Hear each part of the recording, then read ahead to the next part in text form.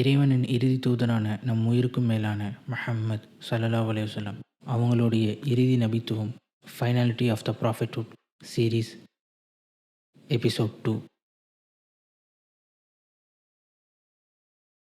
மா அஸாபக மின் ஹஸனத்தின் ஃபமினல்லாஹ் வமா அஸாபக மின் சய்யிஅத்தின் ஃபமின் நஃப்ஸிக் وَأَرْسَلْنَاكَ لِلنَّاسِ رَسُولًا وَكَفَى بِاللَّهِ شَهِيدًا. சூரா நிசா அத்தியாயம் 4 வசனம் 79.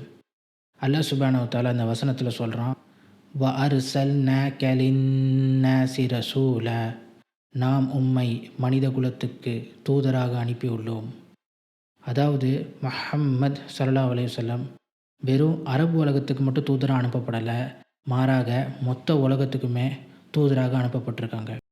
முஹம்மது ஸல்லல்லாஹு அலைஹி வஸல்லம் அவங்க காலத்தில் வாழக்கூடிய மக்களாக இருக்கட்டும், இல்லை இப்போ வாழக்கூடிய மக்களாக இருக்கட்டும், இல்லை கியாம நாள் வரைக்கும், த டே ஆஃப் ரிசரக்ஷன், மறுமை நாள் வரைக்கும் வரக்கூடிய அனைத்து மக்களுக்குமே முஹம்மது ஸல்லல்லாஹு அலைஹி வஸல்லமே தூதராக அனுப்பப்பட்டிருக்காங்க. அவங்களே இறுதி தூதர், இறுதி நபி. அவங்களுக்கு பிறகு வேறு நபியும் கிடையாது, தூதரும் கிடையாது.